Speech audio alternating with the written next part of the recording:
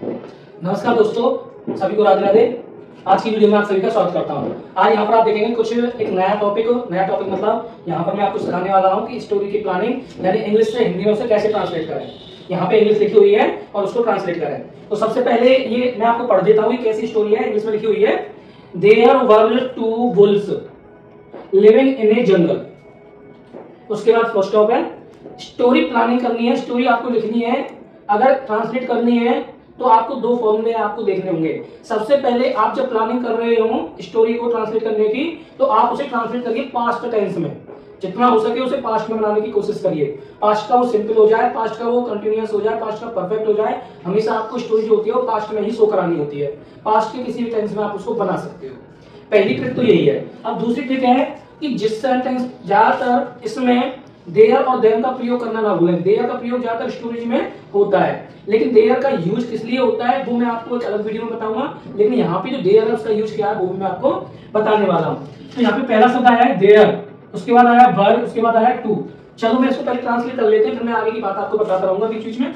There were two wolves living in a jungle.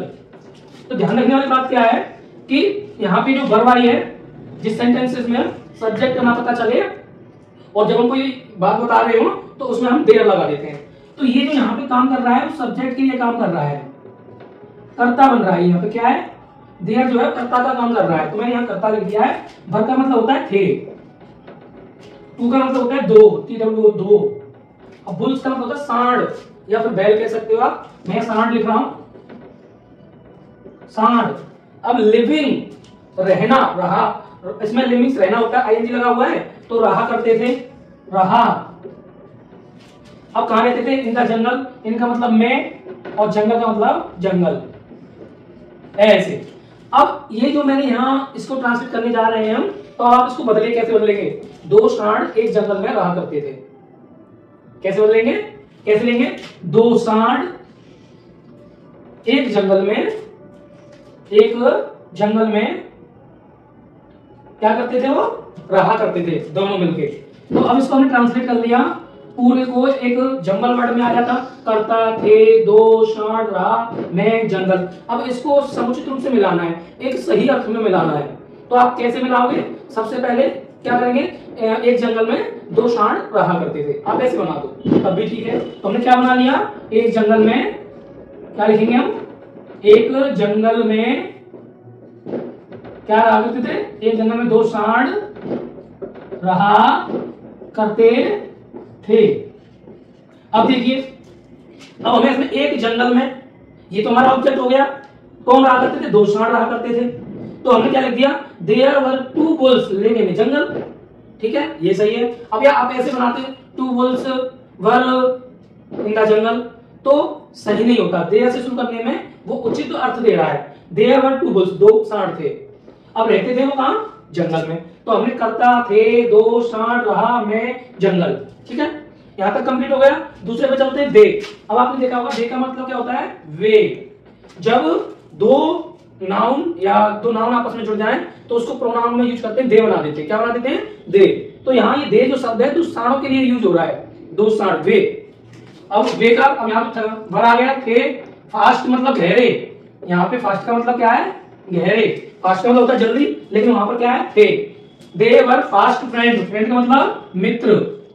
तो अब इस लाइन को हम ट्रांसलेट कैसे करेंगे, वे गहरे मित्र थे, मतलब अच्छे मित्र थे।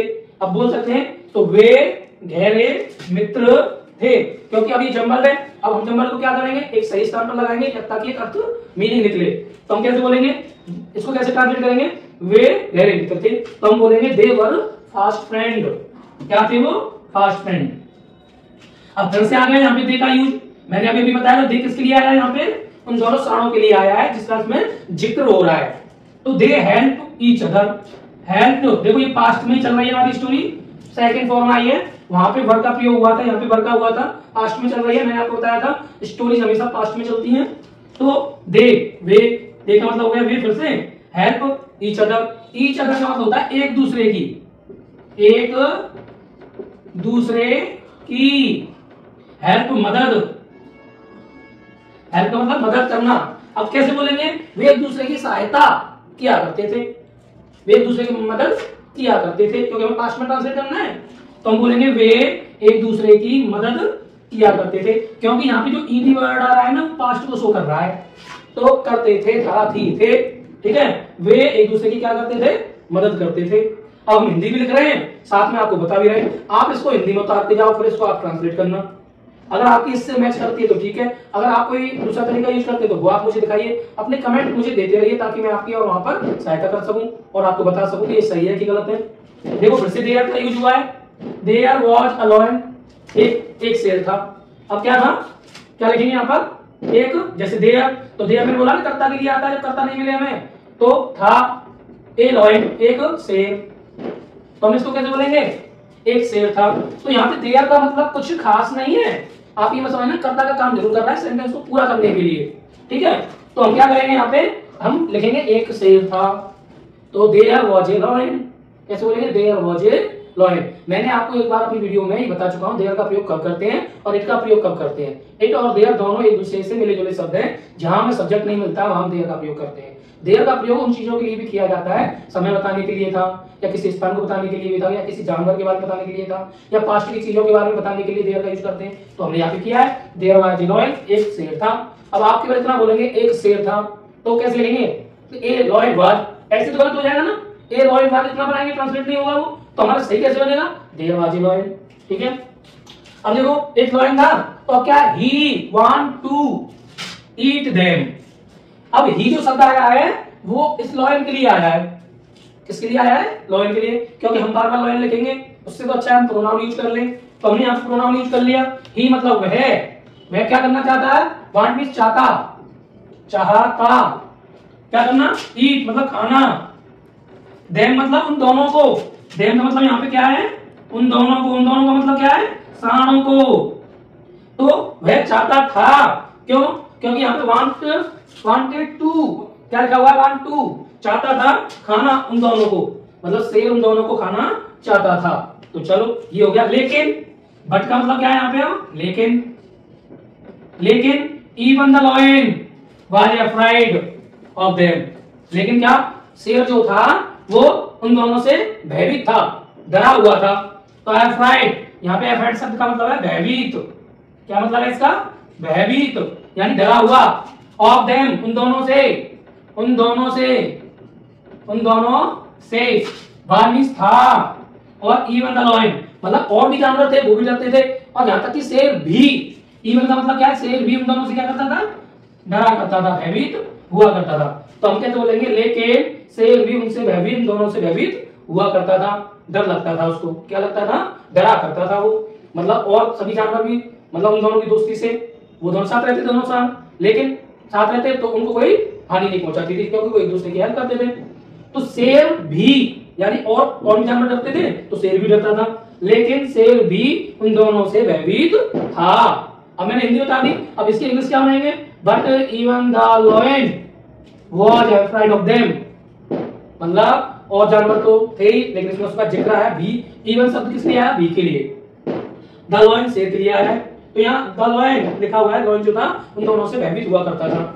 सो आ गया, अब यहाँ पे सो शब्द का मतलब है इसलिए, सो का मतलब क्या है, इसलिए, ही किसके लिए आया है, उस शेर ने, ही मैंने बताया ना अभी, लायन के लिए यहाँ पर ही का यूज हुआ है, तो ही उसने, शेर ने मतलब उसने, अब क्या लिख देंगे, ही कौन यहाँ पर, उसने, थॉट मतलब सोचा, थॉट का मतलब क्या है, थिंक होता है सोचना, यहाँ पास लगी हुई है, सोचा, एक प्लान, एक योजना, एक योजना, क्या सोची उसने, एक योजना सोची, प्लान का मतलब क्या है यहाँ पे, योजना, उसने एक योजना सोची, कैसी योजना, to separate them and kill them, separate, to separate का मतलब उन दोनों अलग करना, सेपरेट का मतलब क्या है, अलग करना, उसने एक प्लान सोचा अलग करने का, देम उनको, एंड किल देम